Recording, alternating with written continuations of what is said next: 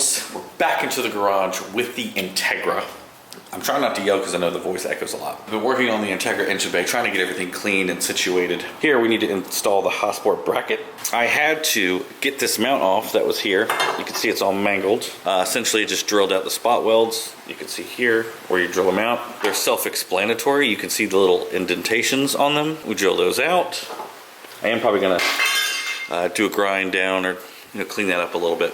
It's also pouring rain outside. Now, we take this bracket and I believe it goes right about there. So we have to get underneath to see where the bracket lines up at. These two holes are gonna line up with, that's where these are lining up. So we come up to the top side. Now we need to drill a hole here and a hole there. You can see there's already one there, but it's gonna get drilled out a little bit bigger. So we're gonna drill those two holes out and then install 2 bolts through there.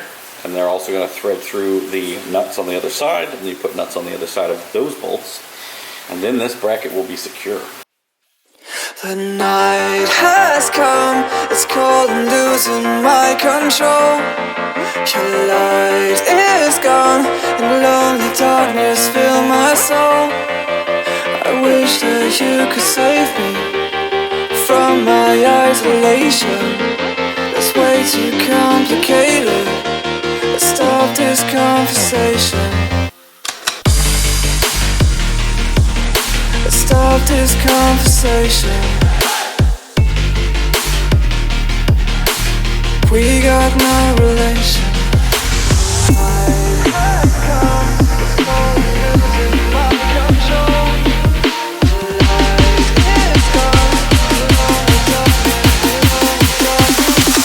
The light is gone, the light is gone. It's crazy.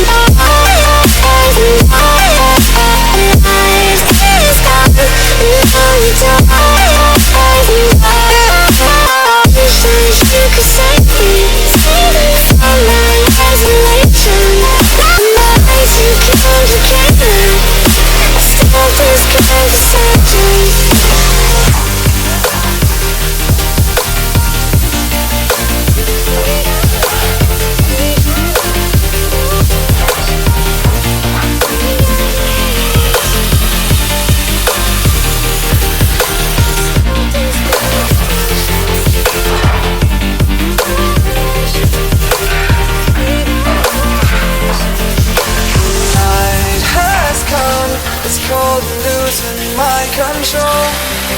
The light is gone, lonely darkness fill my soul. I wish that you could save me from my... Alright, so we've got the nuts on the other side of the mount. She is ready to go, looking perfect here. So we finally got the bracket installed. Got some MPC hardware on there. If you notice, I've got all these brake lines and everything. I'm trying to see if I can keep the ABS. It might be a last-ditch effort to keep it. I may not, and I believe I may have ruined my steering rack by dropping the suspension and everything, but we'll see how that goes. Still working on this thing every day, little by little. Still trying to get everything out of the way so I can really get this bay exactly where it needs to be, and then we can start doing the K-swap.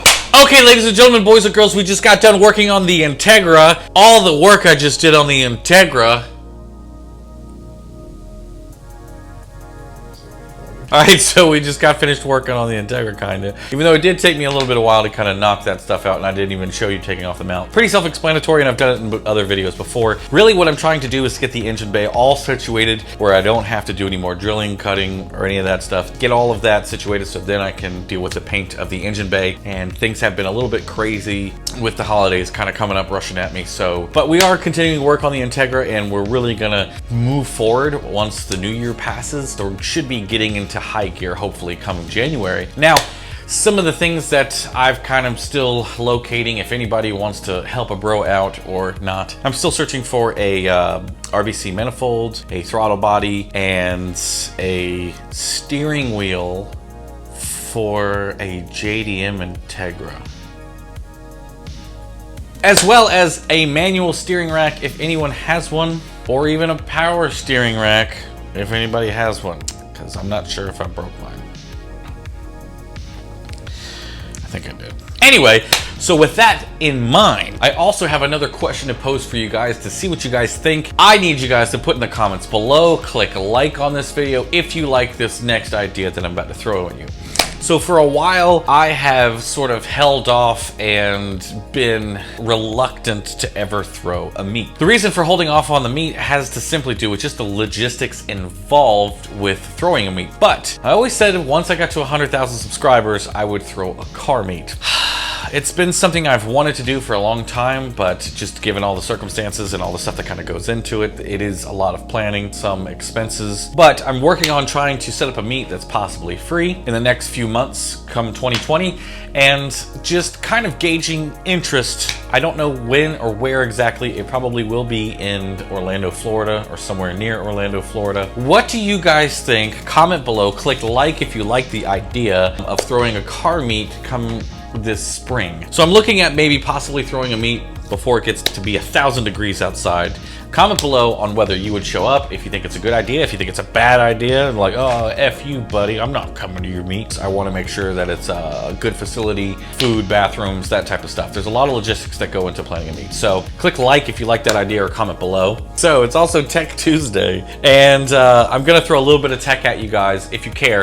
When it comes to K-swaps, and there's a lot of mystery and understanding around K-swap axles. I may have mentioned this before, but I thought it would be pertinent to today's video because not a lot is happening, so I thought I'd throw it in there. So there's a lot of mystery and confusion when it comes to K-series swap axles when putting a K-series into a EG Civic and Integra, EK and all that stuff. The rule is that RSX axles work if you have 36mm, but a lot of people opt for EP3 axles. But in fact, for most situations and mounts, this is not true. For a lot of people, the axles seem to not work. Now, some people will swear up and down that stock axles work, and they've never had a problem. However, this is a true and false statement at the same time. The one thing to realize is that when companies like Hasport, Innovative, or whoever are designing mounts, they first mount the engine first and worry about the axles second. They're not like, hey, are these axles gonna fit? Let's design the motor mounts this way. In general, when it comes to designing motor mounts for a swap or anything like that, it has to do with putting the engine in the proper position first before they start to worry about axles. From that point on, they may try some axles that may work, that may not work, and then they measure some axles out. The reason why this is a true and false statement at the same time is because back in the day, people used to pull RSX and EP3 Civic axles, and those OEM axles tend to be a little bit longer. But as companies began to make replacement axles, essentially they use the lesser of the tolerances, and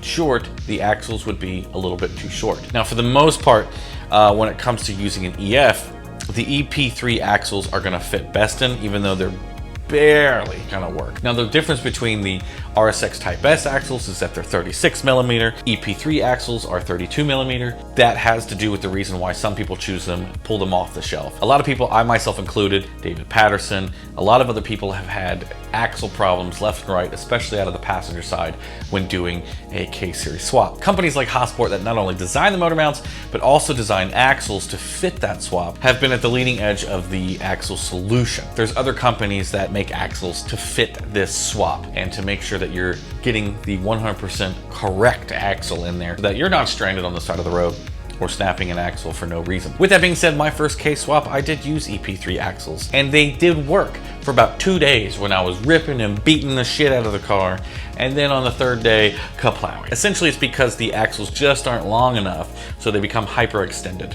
If you are looking at doing a K-swap, look at getting the proper axles, and also VTech Academy has a great video on measuring your own axles if you're looking to do that. But if you're looking for something off the shelf, contact Hasport.com, Insane Shafts, or the Drive Shaft Shop, AFHK Parts, and they can usually get you the axles you need so that you don't have any problems when you do a K-swap. So anyway, with that being said, thank you guys so much for watching this video. Click like if you're interested in a car meet. Comment below if you think it's a good idea or a bad idea. My channel's dead anyway. Thank you guys so much for watching. I'll see you in the next one. Peace out. Keep living your dreams.